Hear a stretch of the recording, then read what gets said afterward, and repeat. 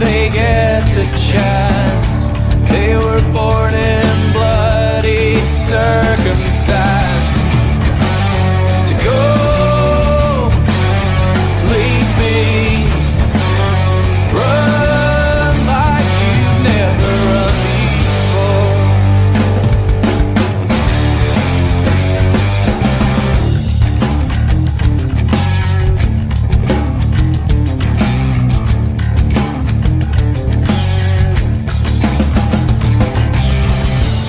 A voice from the underground, given room to breathe, not be drowned. So die if you get the chance. Better men than you've been, let this dance. So go, leave me, run like you've never run before.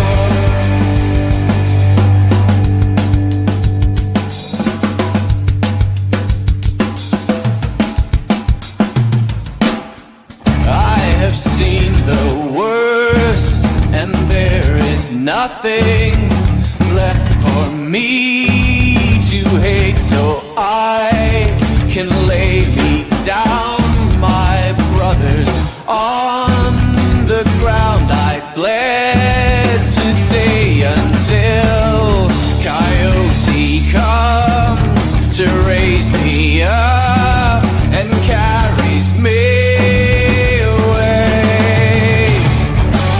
To go,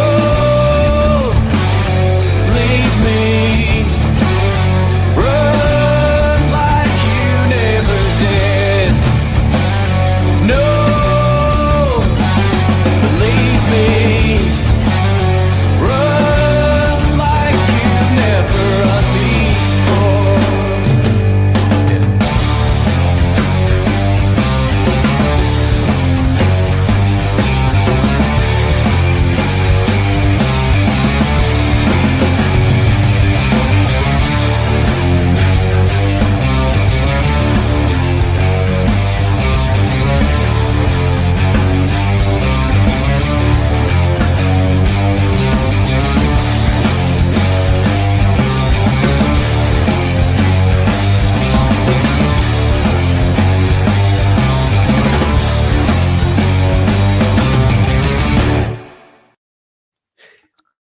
Hello, good evening. Welcome to the Scottish Rugby Podcast. It is myself, John Anderson, here in the hot seat tonight, joined by a slightly poorly Craig Manson. How are you feeling, big man?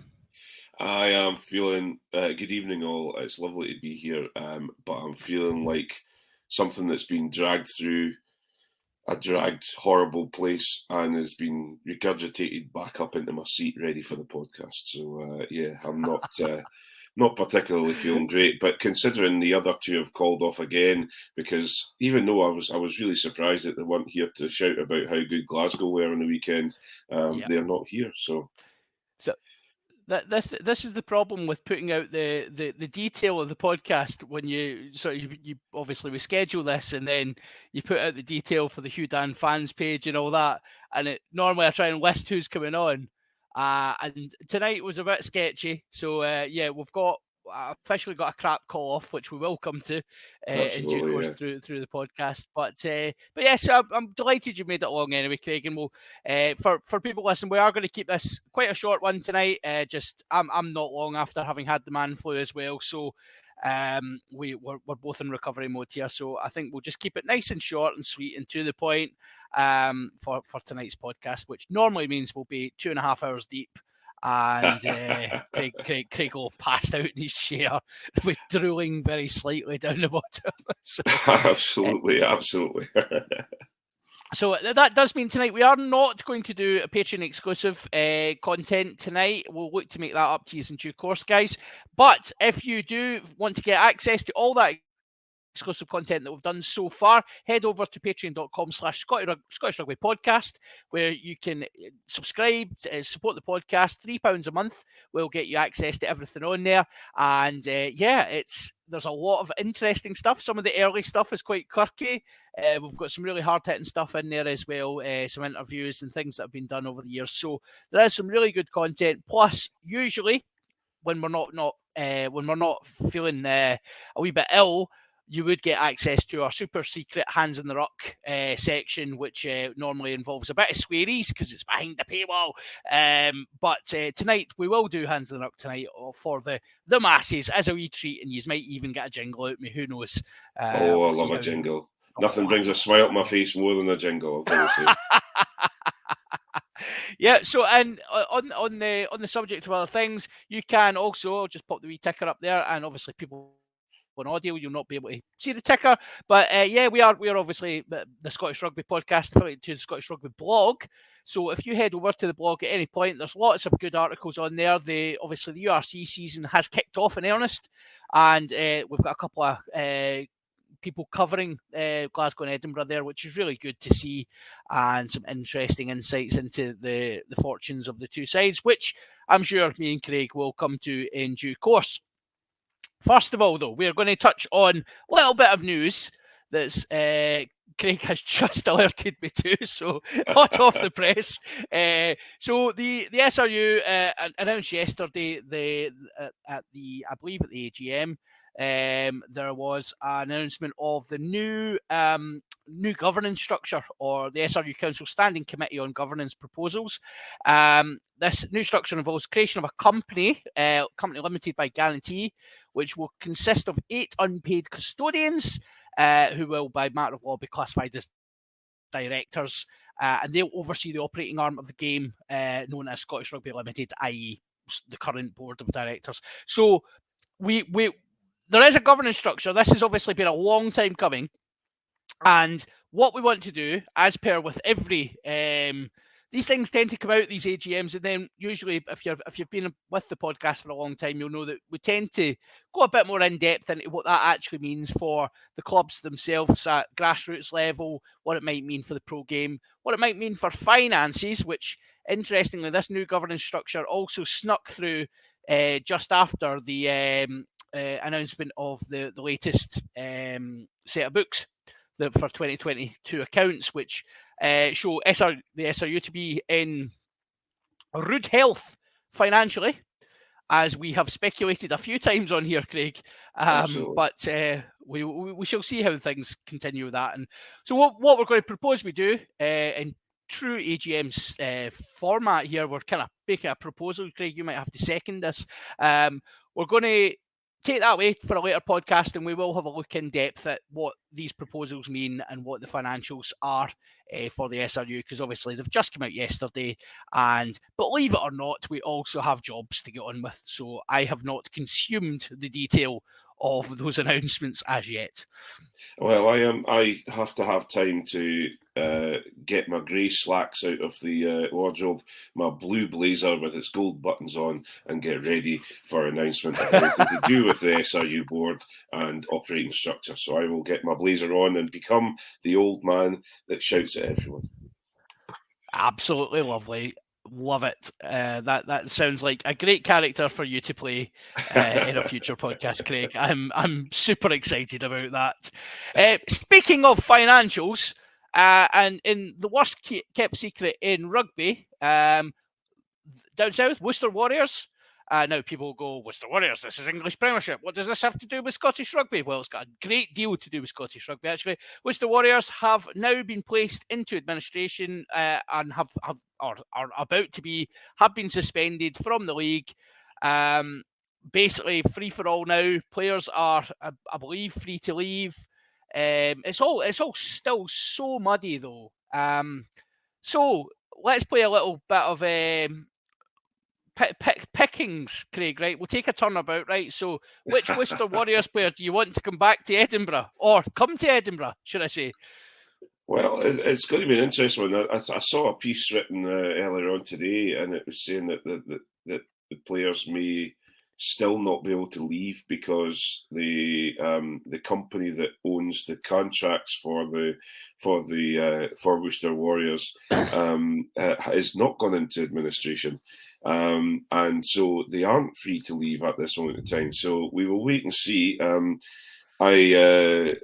Obviously, Gregor Townsend and the SRU are pretty desperate to ensure that both Suz and Duhan van der Merwe get game time so that they're ready for the autumn internationals and obviously therefore ready for the Six Nations. So they'll be doing everything I possibly think that to bring them to a club that they're going to get some good game time, and considering the amount of rude health that Scottish Rugby have just announced that they're in, they may be able to offer both the players, and along with, if you're right in saying, we had a wee chat earlier on that Finn Smith might be on his way as well. So there's opportunities here, there, and everywhere for both Scottish clubs. So it should be good. If I'm going to turn around and say anything, I would reckon I'd probably want to see Dewey back in Edinburgh, mainly because we've got a fair bit of depth at prop at this moment in time. We didn't when everyone was injured, but everyone seems to be coming out the other side of it. So we'll wait and see how that goes. I'm sure Glasgow are. I can't imagine why you would really want a 6'4", 6'5", 19 stone British and Irish Lion monster back in the club. I just don't understand it. I think maybe you want to just send him over to us. Yeah, I mean, well, we're a soft bunch over here. We will, we'll take him under our wing and we'll make him feel special. Don't worry about him. It's okay. I have to say, actually, thinking about it, if I take our Edinburgh hat off, which is very, very difficult for me to do because it's pretty much welded on my head, I would say you're probably going to get your biggest bang for buck for Duhan going to Glasgow rather than coming to Edinburgh, because I think Glasgow, although they did a very, very good job on the weekend, but which I'm sure we'll talk about, but I think there's an opportunity to have someone fairly big on the wing that's Duhan shaped for Glasgow, whereas we've got quite a lot of. Back three. Yeah, back three. You're needing a bit of a bolster, I think. Although I am seeing that Otto Fafita's still playing for Stirling Wolves, so I'm glad to see that investment went well. Well, I think what we could do, if everyone, so obviously SRU will be listening to this, so what we will propose to you just now, guys, and I think it's quite easy, get this sorted for us. If you want, Duhan can come back north and come to Glasgow, and what we'll do is we'll send Walter Fafita over to Edinburgh because he's a similar size, so it's kind of the same thing, right? I'm not having it. Nah. I don't know what you're complaining about. It's pretty much the same thing. Like, I don't see the difference here. Like, yeah. So Craig indicated as well. So obviously there is players. So Murray McCallum's down at Worcester as well. It'd be great to see him back in Scotland. He's been tearing up trees at the start of the season as well. Really good job. Very good at tight head, which. I always get frustrated, and it'll come as no surprise to you. I don't like people moving positions so much. I'm old like that, but especially in props, like the whole toing and froing between Lucy and tight. Murray McCallum, he should be considered a tight head and left his devices there and left to get on with things. And I think that. Hopefully that'll be the end of that kind of debate. And we can kind of get on with that. And maybe that'll also end if he was to come to Glasgow, maybe that'll end the Ollie Kebble tight head debate as well. Yeah.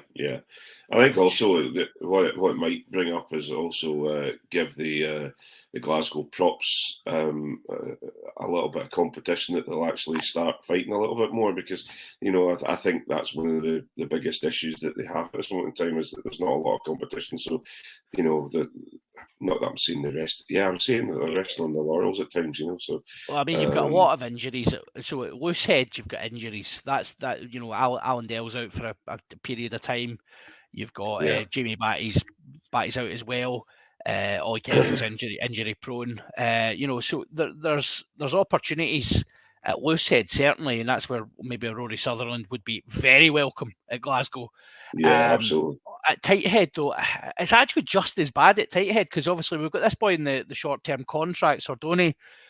You've got Xander Fagerson. Simon Bergen is apparently, if you happen to listen to the Glasgow Warriors podcast, which if you haven't done so far, do not do it unless you have insomnia and you want something to put you down for hours. It is utterly just just there. Anyway, we'll come on to that later. If all I've discovered from it is Simon Bergen makes really good coffee, and I'm pretty sure that's all he's done at Glasgow for the last 2 years. So seems to be, you've got an international. Let's call him an international tight head. He has played internationally. Whether he is international quality or not is up for debate, but that's fine. He seems to have done nothing. So, and in a World Cup year, tight heads, props in general, forwards, you're wanting to manage their game time. You're going to have to manage their game time. And if you've only got Xander Fagerson in some, short-term contract kicking about, we're in a bit of bother. Yeah, absolutely. So, absolutely. Give us I think basically all the players. I think, exactly. I knew that was coming. Typical Glasgow bias. No, I think you'll probably find that Suz will end up if he doesn't go to Bath, because I know that Bath has been touted because Ben Obano has been badly injured with his knee. So so that if he wants to stay down in that area, because Worcester's not that far from Bath, so he could. It'd be an easy move for him. But if he is coming back up to Scotland, then I think Glasgow's probably the better move for him. And even though I wouldn't like to, you don't like to see your ex-girlfriend wearing someone else's shirt, you know what I mean? So we'll wait and see. But I would say, take this opportunity. I know that we're having a wee joke and we're picking over the remnants, but I would say I would like to stand with the Worcester Warriors fans and also the staff that have done who don't deserve what they're going through. We all stand with you and hope that they're not going to be picked apart and then left alone. I hope they're back into the Premiership as quick as they possibly can. Absolutely, completely agree with that. That's, as you said, we laugh and joke about these things, and it's professional sport, so you always kind of pick over the opportunities that exist. But ultimately, this is people's livelihoods, and it's not acceptable that people are going without wages and their jobs are under threat because of potential mismanagement of finances and things. So we completely stand with them and hope, as you rightly say, that things work out and they're back playing rugby at a fantastic level as well. I watched their game at the weekend, and they were absolutely sublime. Yeah, they were playing very, very well. Very, very well. So so we'll see what happens with that. And as you said, the final piece of news that I'll touch on, actually, because it kind of links. I wasn't going to mention it, but it kind of links into what you've said, actually. There was an interview in the Times over the last week or so. Finn Russell has come out and he spoke very eloquently about life in Paris and future plans and his career and what have you, and becoming a father. He's about to become a father, and how this has mellowed him. And he speaks with the typical Finn Russell candour that you would expect. But there's a really interesting line in there that he says, when asked about possibly moving back to Scotland, he says, well, the SRU obviously now have the budget. He said something like, they now have an extra $3.5 million in their budgets to compete with the French and English teams. Not that any of the boys have seen any of this. And it was such a brutal line. I was like,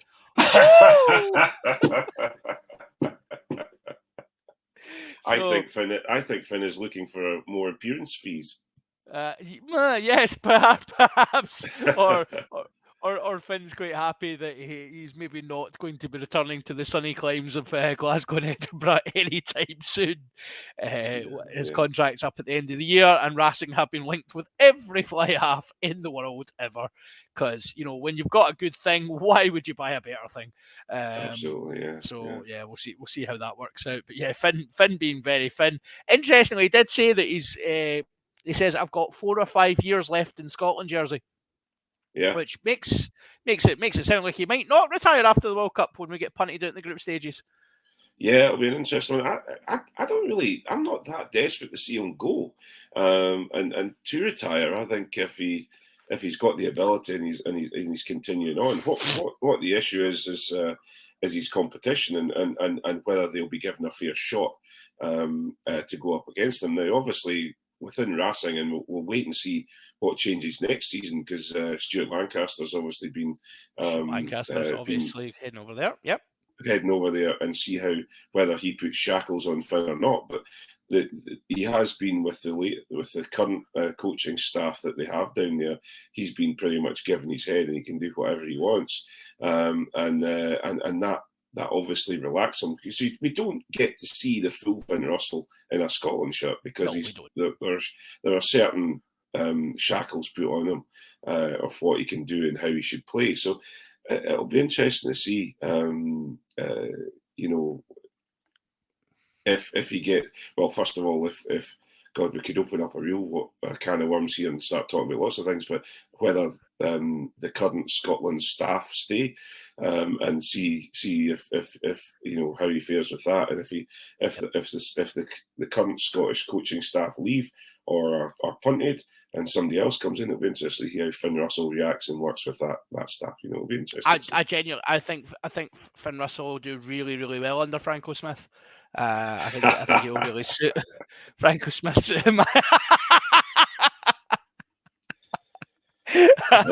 I am obviously only joking. Do not at me. I don't care. So, speaking of unshackled, wonderful rugby, let's go to the URC this weekend. Let's start down in South Africa, however, where Edinburgh were up against the Bulls. A relatively strong Bulls side, let's be fair. 33-31 to the Bulls. Edinburgh had chances to win it as well. Would have been a famous victory. What a performance from Edinburgh, though. Like, just unbelievable commitment. I was so impressed.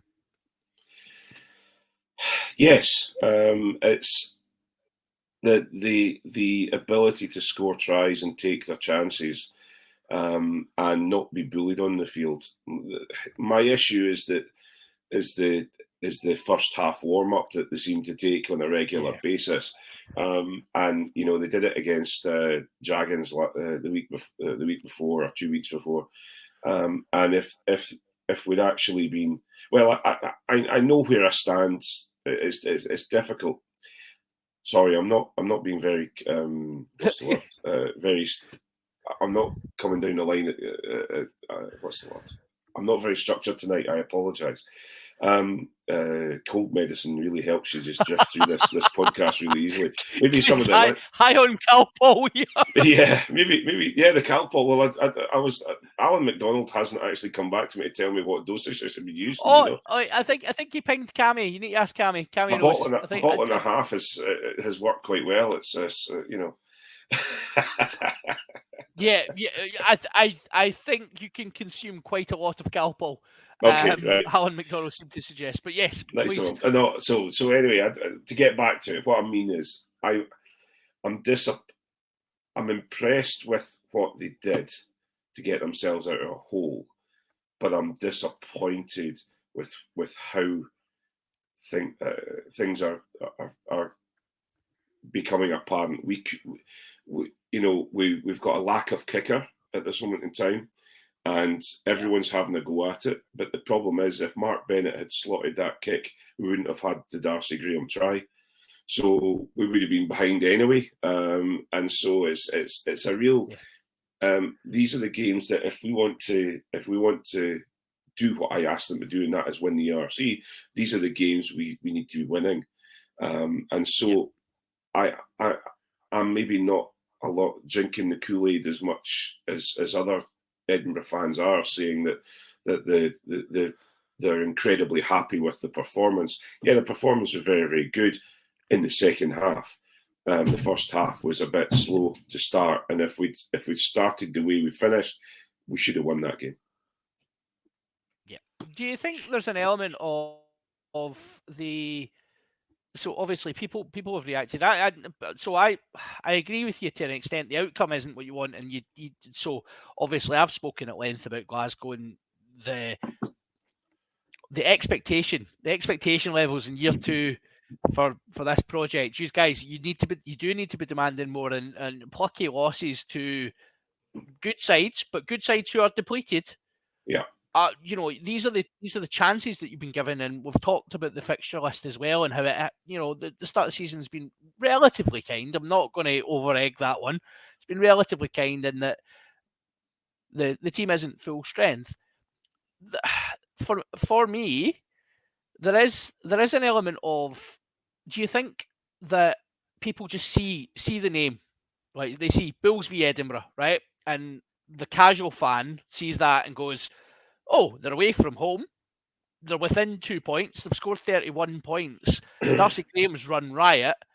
That's an amazing performance. They must have done really, really well. Yeah, and I'm not trying to take away from that. I'm very happy with the performance that they've given, especially considering I've been a fan of Edinburgh when, for several years now, for many years now, where we've been. If we won, we were ecstatic, and if we won one game in the season, we're ecstatic. So obviously, the performance, the work rate, the ability of the players, the squad that Edinburgh have built and Mike Blair has built, everything is I'm very, very happy about it. The problem I have is that if you look at the squad we've built, we look at the what Mike Blair's putting together, the quality of the coaching staff, to win by a couple of points, to lose by a couple of points because really we've not kicked very well. That's where I'm a little bit more. That's where my disappointment comes from, because these are the games that we should absolutely win. We're also, there's a couple of comments on the page as well currently, and our defence at times looks, it's almost like we're going to score more than you rather than actually defending. But our defence has been good at times, so it's a really, it depends which Edinburgh turns up, and that sounds like us talking about France or an Italian team, And I think there's an element as well of that. That's to be expected. Like we're being pretty hypercritical of the teams because we expect a lot from them. And if you're saying at the start of a season your defensive structures are maybe not in place, you're maybe not quite as up to speed defensively as you want to be. You're heading away to South Africa, which is a massive challenge in itself anyway. Yeah, you've conceded a lot of points, right? That, you know what? I think Edinburgh's defence is more than okay, and you will have games where you concede lots of points. And speaking as having been a Glasgow fan during the "we'll score more than you" era, it's very exciting. It's great fun, but you do want them to tighten up a wee bit. And I think Edinburgh will be absolutely fine. Loads of teams will go to the Bulls this year and concede more than 33 points. Put it that way. Oh yeah. And the Bulls are a good side. They're a good side. Yeah. And that was a good Bulls side. It may not have had all the the Springboks in it, but it was a good Bulls side, and they were a strong side. So I may be sounding a little bit ungrateful here, and I'm not trying to sound ungrateful. I think the boys have done a great job. I'm really excited about the season. I'm really enjoying going and watching Edinburgh. And I really love the rugby they're playing. And I'll tell you what, and I'll say it again, I said it last week, Darcy Graham was world class. And I was just about to come on to Darcy for you, yep. You know, so we've got and Savala's starting to come on, and I really do believe that Edinburgh can do something better this year than they did last year. I get frustrated when we don't take the opportunities that we can take, and that is the main thing for me, is the fact that we've got, from what I can see, 3 or 4 people who can kick within the team, and we still can't score. We're still taking penalties and missing them, and not converting all the tries, etc. So it is difficult. We miss Boff, although he's back in Edinburgh, so I'm happy to hear he's back in Edinburgh. You've got him back in the capital, so that's a start. Absolutely. I know. I mean, the kicker thing's such a challenge for you, because so I don't necessarily understand the lack of kicker, because it's a skill that people can practice, right? You can and yes, there's a talent to it, and you're either a brilliant kicker or you're not a brilliant kicker, fine, right? But you've got personnel there who have goal kicked, and you have access to a kicking coach. Chris Patterson seems to spend most of his time over your way. So I'm sure you could ask him nicely, how do I kick that ball over those posts? Get one of your props to do it if it's such a challenge. But it just strikes me, it's an individualistic skill that it doesn't require anything additional. It just requires a bag of balls and some posts, and you kick till you're good at it. It's strange. It's really strange. And, as I said, I mean, everyone's had a shot at it now. Like, I think you are about to start getting the back row to start knocking them over. Like, and I think that's it. We were unlucky, obviously. Blair didn't take part in the game because of an overnight illness. Jako's injured, and Mark Bennett has kind of come along and said he'll kick, and he's for me he's doing an okay job for someone who is never on the professional circuit being pointed at and said he's the kicker. So he's never been a consistent goal kicker. No, absolutely not. And God forbid that we bring back Dunky Weir just because we need a kicker. Please no. So it's one of those situations where I'm happy with where we are. I just feel that if I'm going to point at any weakness, and I think everybody sees it, and I don't think the defence is particularly something we need to point at. I think it's more the kicking. If we're going to be a more rounded team, we need to sort this kicking out, because we can't just rely on Buffelli all the time. Exactly. If Buffelli goes down with an injury, and then you're without a goal kicker going into the heavy months where you might find, grinding out a result, 9-6 with your goal kicking, and in a gale in Galway or some nonsense like that. Teams have to do it, and you have to have a reliable goal kicker to be able to kind of progress and be at the top of these leagues. So I think you're absolutely spot on to call that out. It's a good shout. So speaking of random goal kickers as well, so obviously, Edinburgh. I'm keeping a wee eye in time, because we're going to squeeze everything we can out of this, like an orange that we're crushing the juice out of. We're going to squeeze everything we can out of this hour. Edinburgh, but I mean, two losing bonus points actually. Sorry, so we come away with 2 points for that game. That's not a bad result, and I'm sure if you were offered that before the game, you would have taken that. Yeah, I think it's it's difficult. I'm one of those people that I've decided this year that Edinburgh are going to take on all comers. So so maybe I'm a little bit of a sour orange to be squeezed today. I personally felt that we were going down there, we're going to at least win one off the two games. So they've got their chance this weekend. But yeah, this weekend, yep. I would say that taking two bonus points out of one South African game is okay, and I think there's a lot of people quite happy about it. I think that's absolutely fair. So this weekend for the Bulls Edinburgh, I was going to wear my Stormers shirt, Craig, but I chose not to. So you've got the Stormers away, 1 o'clock kickoff on Saturday. So that'll be a cracking match. obviously the Stormers play lovely rugby as well. So I think he's got a chance, first of all. Yeah. And I think that'll be a really good match to watch. Yeah, absolutely. But again, I'll go back to my point that I've made before, is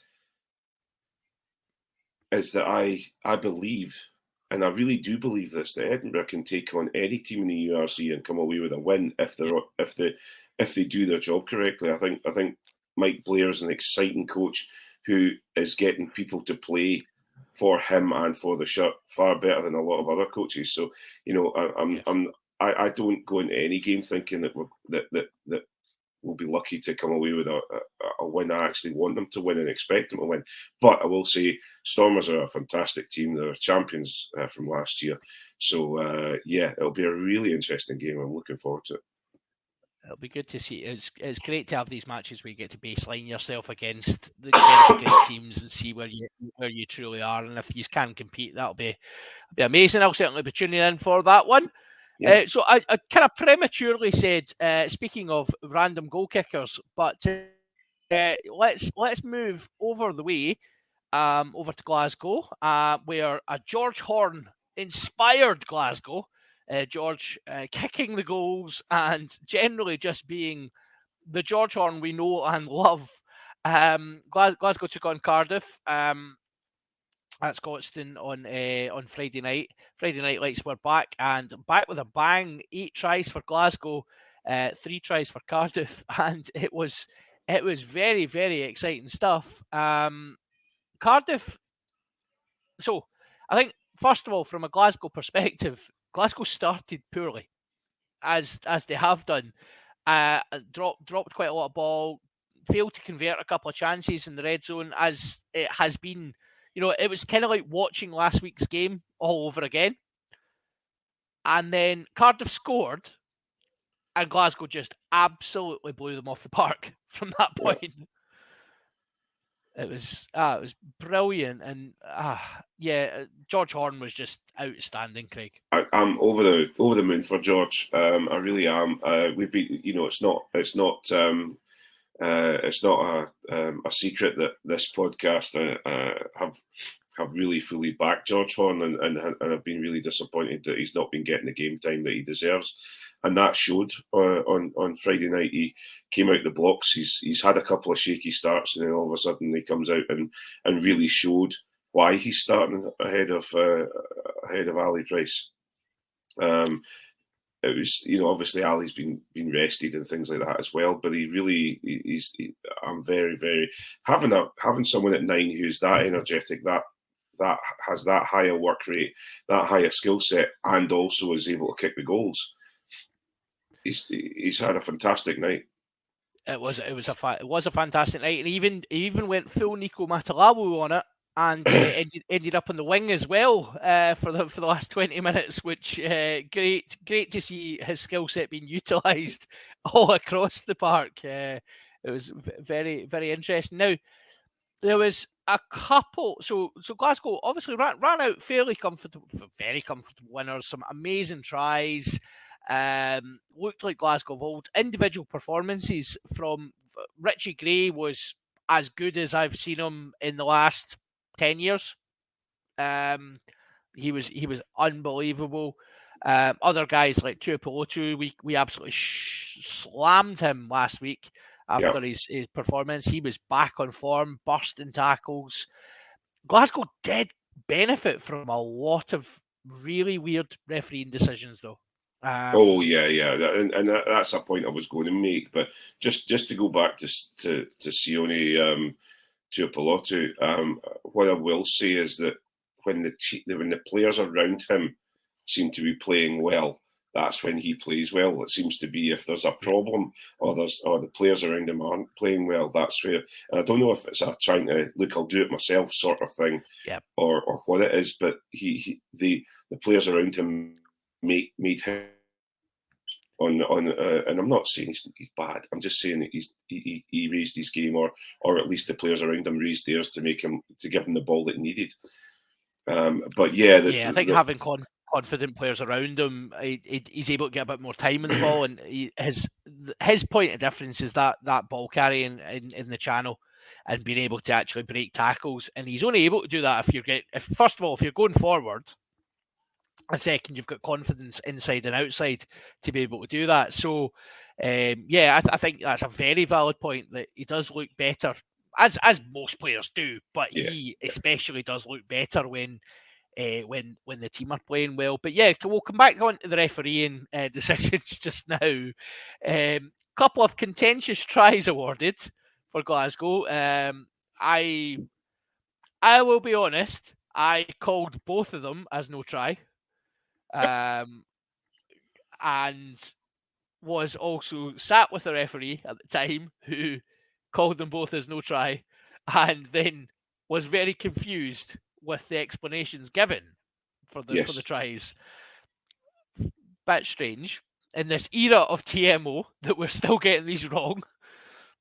Yeah. I think it's. I was. Tries are tries, and sometimes if you play the referee, and if the tries are given, the tries are given, and that's the way it is. Play the whistle. My issue was the red card, because yes, we'll just come on to that. Yes, as you say, the tries are one of those things. Glasgow got the rub of the green on that one, and they've been on the other side of it. So I'm not going to sit and die on that hill and say that it's ridiculous. But I think there was one very contentious referee decision that I thought was very wrong. Yeah, so anyone who's not seen the game, what we're talking about, so Tom Jordan playing second game for Glasgow at 10, who had a very poor first half, made a number of mistakes, had an incident 33rd minute where has went really, really high on the Cardiff player, and it is shoulder to head. Now, for me, like, the commentary team thought it was red. For me, it was a red all day. And what has happened is the referees then, he said, clear foul play, contact to head. However, I think there's mitigation. And he said there's a second tackler. That's dubious because there's not. Yeah. And he's changed height and he's changed direction. The problem for me with the visual of it is Tom Jordan has accelerated into the tackle, as you do when you're like, he's been run over the top of 3 times already at this point in the game. He's not clearly a defensive 10, let's be fair. Yeah. But what he's done is he's accelerated his body in, and he's almost jumped, like he's literally like left his feet to go and make the shot, and he's pushed his shoulder up towards the person's face.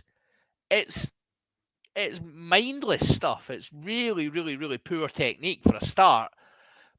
But for me, it's completely dangerous, and it's shocking that there's another one in the second half where there's a contact with Fraser Brown as well. And the commentators then take the opposite approach and say it's a seatbelt tackle when actually there is a shoulder contacting with the head. Yeah. Again, if we're serious about this, that for me, Tom Jordan, that's a red card in probably 6 weeks on the sidelines, because he's, for me, clearly went in to make that hit and he's smashed the guy in the face. Yeah. I agree. I'm not so much. I think he would probably 6 weeks reduced down to 3 or 4 because it's his first offence or something like that, and he's brought biscuits. He's got good biscuits. He does charitable work like Owen Farrell, but I think it's difficult because I've got to say the weekend was kind of littered with many different. I felt the referee in the Edinburgh game was pretty poor as well. And then the referee again in the Exeter Chiefs game with Harlequins had an absolute howler as well. So, but what gets me is the fact that they explain it, and everyone looks at it and goes, "Did you not watch what we've just watched?" Have you not seen this? Yeah. So it's one of those situations where. As I say, I've always said, play the whistle, and you're going to get the rub of the green with the referee, and you're going to get bad decisions with the referee as well, and that go against you. So I guess it all balances itself out. But the problem you have is that when it comes to head contact, and we've all been talking about it forever and a day about head contact, you have to be stronger with this. Yep. It's almost like they're looking for mitigation now, and they're looking to not make it up because they're professional referees, and I don't mean that the wrong way, but they're looking for mitigation to keep the people on the field. Yeah. So what I'm just going to see if I can find this as we go. There was actually a really interesting there's a really interesting interview done just after the game where one of the URC officials, actually not the referees, the management, actually spoke about the refereeing directives that have been issued this year. And World Rugby has said to referees to be more judicious so shoulder to head is no longer just red, and mitigation. You're absolutely right. They are looking for more mitigation. They are looking for more ways to make sure that players stay on the park. And again, it's like it's like an element of what are you doing? Another three Irish rugby players have come out today saying they're joining. They're suing the IRFU. You've got a massive class action suit sitting against World Rugby at the moment for failure to take these things seriously, and yet they're encouraging people to manage something differently. I genuinely believe we were starting to see some progress with those things. You couldn't go high, you couldn't do those things, and people were starting to learn. And this is just going to set it back yet again. It's absolutely madness, and the fact that it hasn't been cited is baffling to me. Yeah. That's the we've had a question about that as well. Will it not be reviewed? Yeah. Well, it hasn't. It's we're now at this point in time, and it's not been cited either. It's not been reviewed, not been cited. So they move on. So and as I say, we've talked about this on a regular basis, and obviously I've got hands in the rock that's probably going to go over something that we've talked about a hell of a lot as well on this podcast regularly, and I don't want to bore people. But when it comes to head contact, the only way we're going to change professional players' positions of where they hit people with their tackles is if you get sent off for hitting someone in the head with your shoulder, your arm, etc. And you're not going to change that if I was looking the other way when I put the tackle in, so obviously it's mitigation. It's not going to have these sort of things are just going to encourage people to try and argue with the referee about mitigation. Yep. Shoulder to head, any head contact with the shoulder or with another head, it's a red card unless it's an accident like that. I think it was the Exeter Chiefs Harlequins game where there was an accident and two heads came together, and that's that's it. Yeah. Trust the referee to make that decision. That, do you know what? If there's head contact, there's head contact, right? And if it's people bouncing into each other, fine, right? We're trying to discourage that. Let's make sure that the body positions are safe. But ultimately, it's a contact sport, right? We're not trying to say otherwise. But if you've got someone recklessly putting themselves in a position where they're making deliberate contact with someone and doing it to the head or to the neck or anything like that, that is a red card and should be a red card. It's just staggering. And we've got Aldo here on YouTube saying they seem to be bowing to pressure from the Australian and New Zealand in the ridiculous 20-minute red card trials.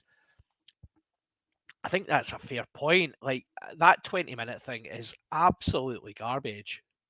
But the Southern Hemisphere have got form on this.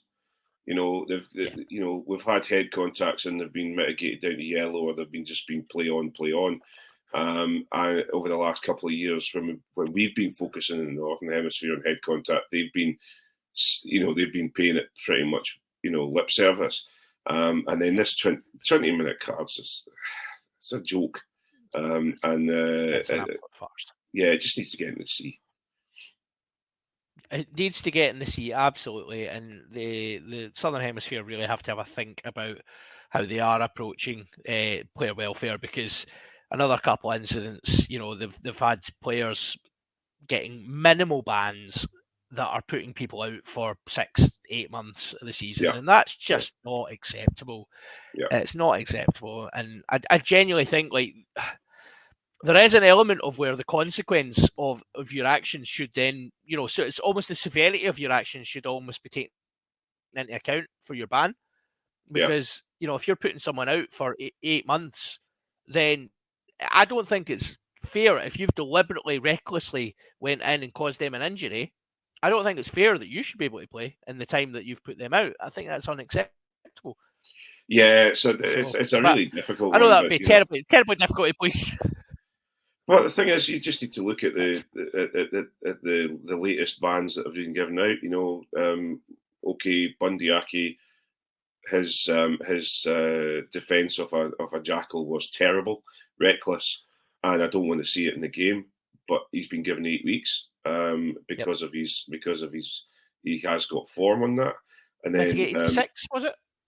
No, it's still 8. I think. Is it 8? Yeah, I think it was mentioned that he could go and do the welfare course and get it down to 6. Right, okay. But then you've got Swain, who's put somebody out, put out the New Zealand player for 8 months, he's got 6 weeks. So it's as I say, it's just it's a bit of a joke, because that was really, really, really poor. So anyway, yeah.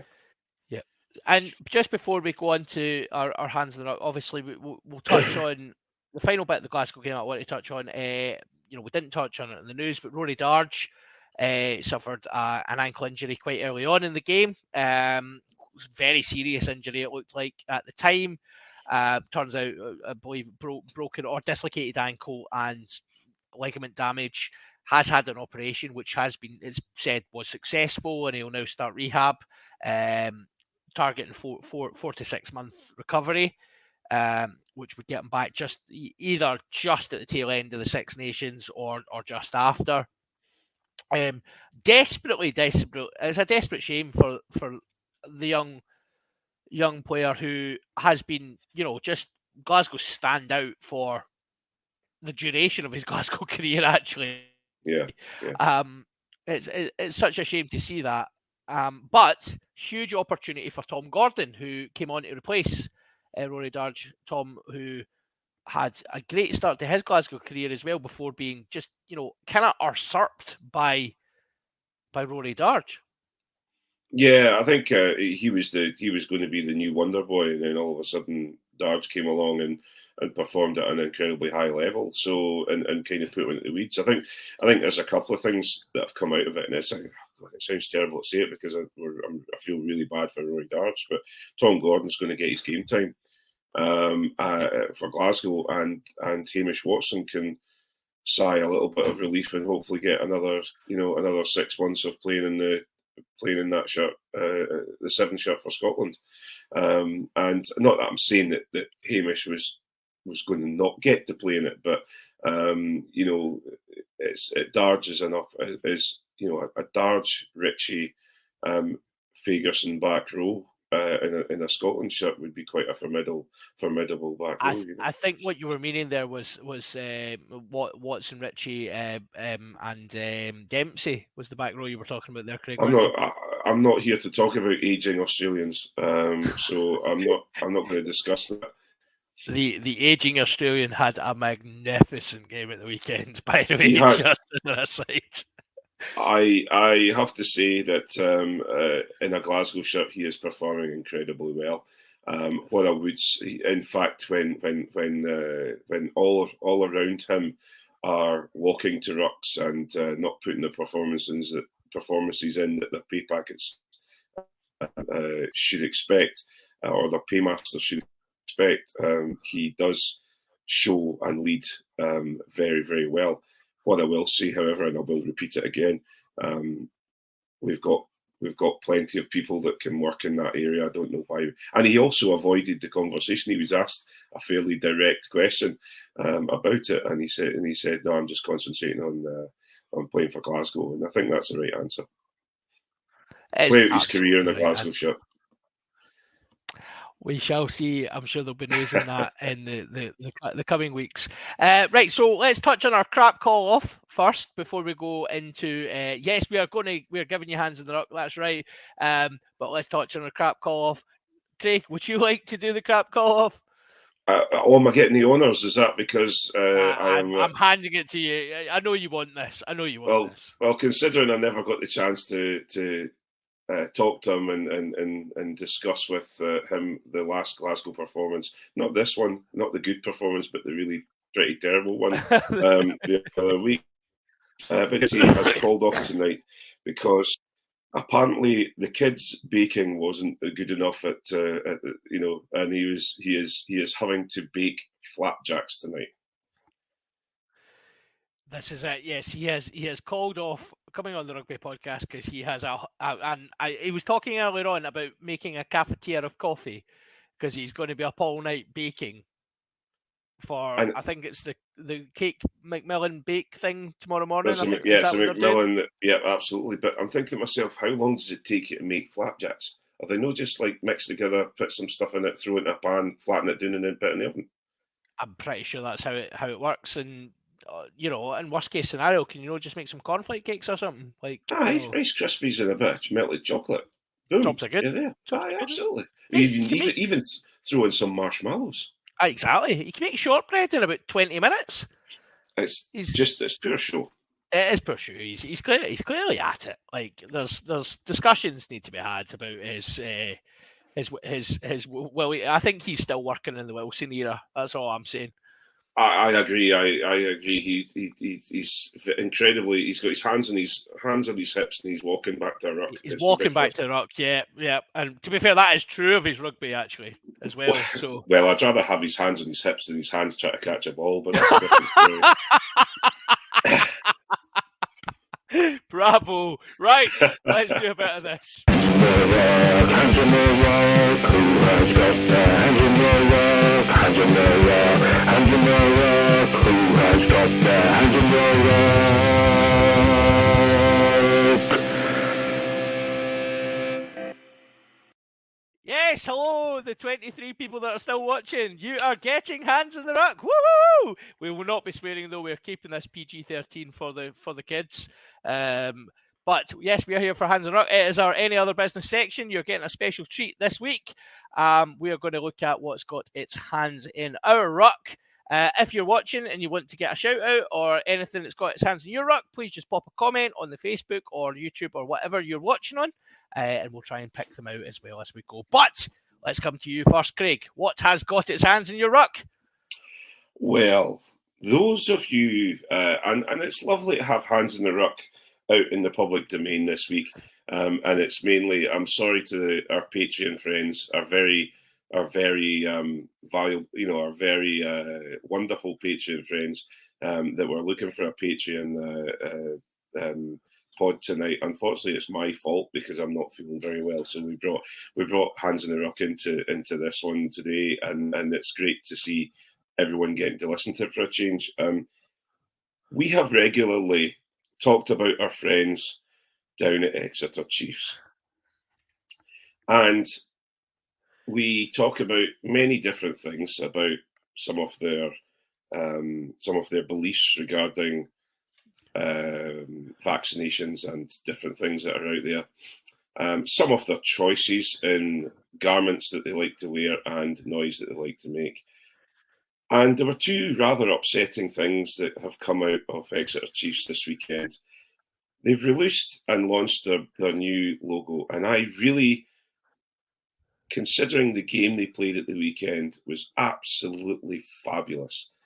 I want to support the Exeter Chiefs. I thought this is brilliant. They've got their new logo, and they've done exactly what I wanted. I didn't mind them keeping the Exeter Chiefs name. I just wanted them to change their logo and stop with their speciality songs. And they brought out some lovely ladies with what could only be described as sort of chieftain drums. Now they weren't going towards emerging nations or anything like that. First Nation people drums. They were. I took it as they were dressed as sort of Cornish drums and chieftain drums, and they did a great thing. And I thought this is fabulous. And they've got everyone in the all the Exeter fans are shouting Exeter, Exeter, and everything like that. And it was really, really good. Really pleased. I was over the moon. And then next minute, when they start getting under the pump by Harlequins in the second half, the drums are being used for something else. And the old adage comes out, the old song comes out, the beating of the drums and the tomahawk chop is surrounding and played down the TV to me from BT Sport. I am absolutely and utterly fed up with certain Exeter Chief fans who are clinging on to this now getting pathetic way of telling us, you don't get to tell us what to do. And then to bring these drums out and to show, look, now I can't say this that it was the same people that were drumming the tomahawk chop, but it sounded very, very similar, and I didn't see any other drums on the TV. It was just disappointing because I want to support Exeter Chiefs. They are a phenomenal team. They've done a great many things within the English Premiership, and I thought this saga was over. But unfortunately, there's still certain fans, and it is only certain fans, are still clinging on to this backward way of thinking, and it's just disappointing. It was interesting on the BT Sport commentary, actually. It was mentioned as the team were running out. So as you say, you've got the drums beating, and they were doing the Exeter chant, and the commentary actually mentioned. And you might hear some of the old songs from a minority over in the other stand.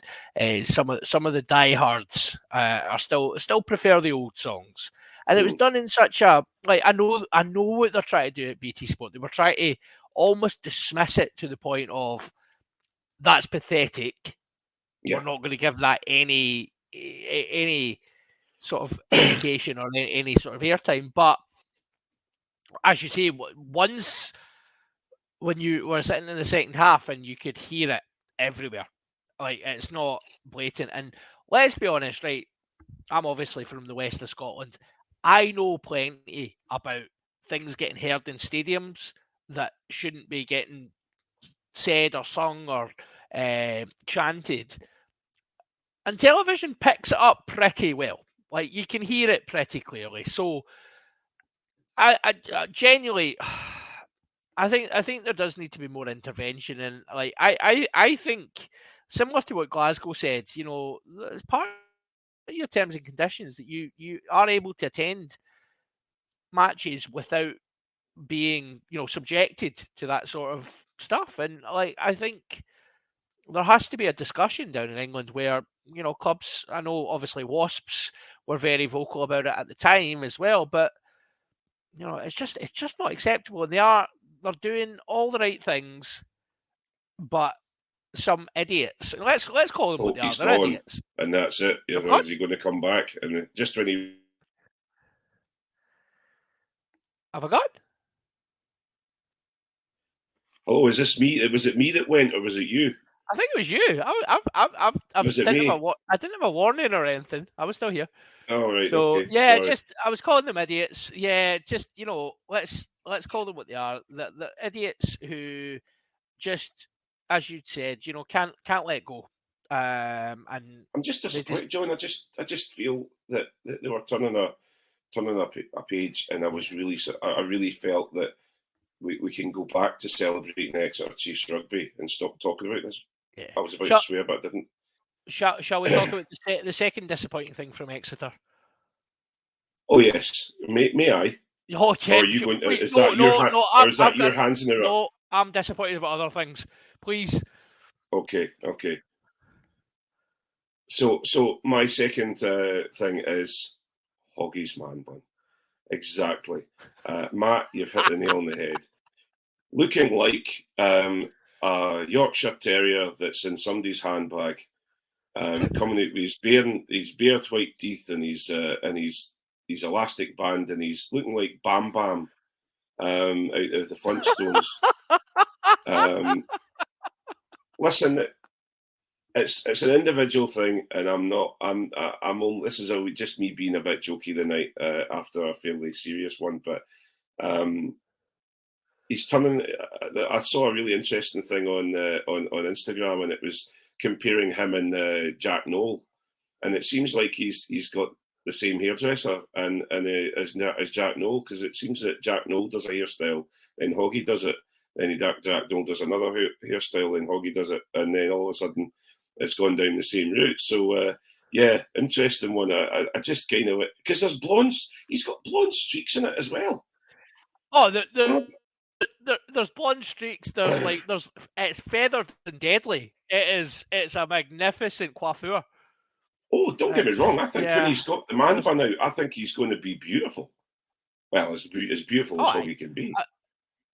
I mean, huge kudos to the Hairdressers of Exeter for that effort. Absolutely. They put up a lot of stuff down in the Hairdressers of Exeter put up a lot of stuff down in Exeter. They do. Do you know? I'm just most glad now. Obviously, Jack Noel and Hog are keeping them in business, right? But Henry Slade, there's a guy that I've obviously been very vocal about Henry Slade, and I think he's a bit of a Roman Platt, to be honest. But he's a short back and sides guy. He keeps it real. Yeah, I think he cuts his own hair, eh? Well, he's going to be, isn't he? He's one of those guys. You know, he doesn't like getting injections, and he doesn't like getting he likes to cut his own hair. You know, next thing he'll be doing his own. You think he does his own tattoos as well? Oh, aye. 100%. Yeah. He bought a tattoo gun off Amazon in lockdown and started doing on himself. 100%. He's probably one of those guys that when you're having a beer with him and you talk about his tattoos, he says, "No, actually, I don't go to tattoo parlors. I get someone from such and such a place that does it old style with a nail and a bit of wood." And absolutely, yeah. You just see him sitting there with these. You know, if he could grow one, he's probably would have a beard and likes to drink expensive coffee. Oh, he 100% does. Henry Slade is hipster's paradise. Hoggy's man bun is quite something. Just aye. Also, Hoggy being Hoggy, came on. Great to see him back from injury, to be fair, but came on and classic Hoggy, overplayed, done Hoggy stuff, and then nearly butchered the winning pass on a 2-on-1. So, you know, done Hoggy things. Well, he did, but luckily, luckily, the referee was on a mission to let Exeter win that weekend because he did butcher the pass. It was a forward pass. But anyway, it was a forward pass. Yeah. Every Scotland fan knew he was going to show and go there. Like nobody was like, he's going to pass this. Oh, I was amazed. I was amazed he actually passed it. Yeah. Oh no, I mean because he was a bit cold. Like he'd made a mess of it. Anyway, right. So my hands are up. I'm going to go back to corporate podcasts, and we're going to have a final wee chat about. So bless the Glasgow Warriors podcast, the official Glasgow Warriors podcast, as they rightly entitled it. It's on its second episode, and I'm not one for slamming things in the early years. You know, it's great to hear some content. However, the format, the squadcast, as it is called, is I know, right? Oh, that's tight, right? The format of squadcast is to get a current player from the squad to come on. And in week 1, there was only one player, but Murphy Walker done such a good job that he got to come back and was co-host this week, which does make me wonder what he's doing with the rest of his week. But he was co-host, and they pick questions that have been submitted out of a hat, and then the player in question then answers said questions. And would you care to take a guess, Craig, what sort of questions get asked? Bear in mind, official SRU sanctioned podcast. Oh, I don't even want. How are you settling in with Franco Smith? Oh, he's fantastic. He's a great. Franco gets a mention now and then, right? Yep. Yeah. And something about fans and ticket prices. No. Oh, that's funny. That doesn't get mentioned. No. Okay. No, it's more. which warrior would you like to lead a search party to find you? Which who's the best who's got the best hair? Who would be the hairdresser? Who makes the best coffee? It's all that absolute garbage that, you know, when you're in the build up to a big tournament and you get the content, which is like, oh, here's the player who snores the loudest in camp. Who would you not room with? Who's the best trainer? Who makes the most noise in the park? It's just garbage. We kind of want to know about these people as players and as people. We don't want to know about the scripted nonsense that the SRU are having you say. So, and the problem with episode 2, if you've happened to listen to it, again, I'm sorry you went through that. It's Ollie Smith who's on it. Now, I love Ollie Smith with all of my being. I think he's a fabulous player. A podcaster, he is not.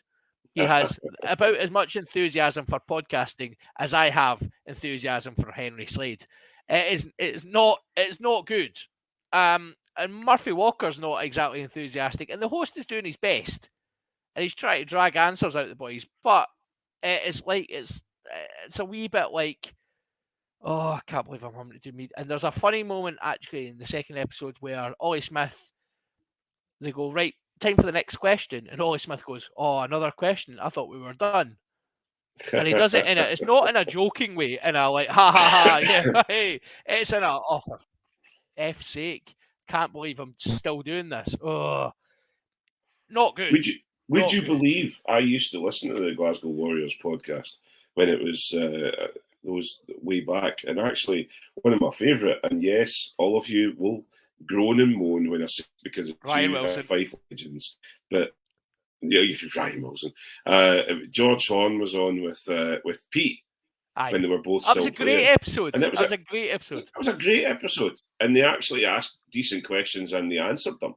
Yeah, and that's they talked and if about their growing up and stuff, didn't they, as well? And yeah, absolutely. That was great. And obviously talked about the How of Fife, which is obviously absolutely, yeah. But yeah, I think it's one of those situations. I think we need to, and if the powers that be are listening and checking up that we're not slagging them off, which we are. Well, you are. I'm just being the usual brown noser to the SRU that I get accused of being. Hey! If you're listening to SRU, there are podcasts out there, and you need to loosen the reins a little bit and let some of us talk to some of the players and the coaches, because we won't be nasty. We're not the sort of people that are going to be interviewing Liz Truss and pulling her apart and wondering what the hell is going on in her head. We just want to know some more information from the players and actually get to know them a little bit, rather than just hear the written down jargon that they've been presented with to chunter out every single time. We want to know our boys. We want to know what they're like, and we want to know the Scottish women. We want to know these players. We want to get to know them more. And that's absolutely right. So we will be back next time out. We will be looking very much forward to the Scotland Women's Rugby World Cup campaign. We'll be looking at another round of the URC. We'll be having probably lots of chat about AGMs. We'll be having chats about all sorts of stuff. We'll have to do 2 hours next week. Well, we need to find out about whether Johnny's baking has been a success. Well, do you know what? Knowing Johnny, his baking will be a success, but that's just because he's very focused individual, and I'm sure his baking will go down a treat tomorrow. But the thing is, though, John, is he's flapjacks. He'll take a flapjack and he'll only be able to finish a quarter of it. That's true. Yeah. Everybody else will be well finished the flapjacks. Absolutely, yeah. No, I think that was me, pal. I don't look like a guy who wouldn't finish a flapjack. No, neither do I, mate. So yeah, we will be back next week. It's been thank you, Craig, for powering through tonight. It's been an absolute pleasure. I'm glad we didn't have to call off. The days of calling off rugby over in Glasgow, hopefully, is when we got the when we got the new turf, we stopped calling off matches. So I'm glad that you've been able to power through tonight. And I think we'll be back next week to kind of tie up some of the loose ends. Glasgow are brilliant. Edinburgh were no too bad at all. It's looking like a great season all of a sudden. There is hope coming in, Scottish rugby fans. This is not good. This is not where we want to be, guys. So we'll need to sort this out next week. But for now, it is goodbye from me and goodbye from Craig. See you all later. It's the hope that kills you.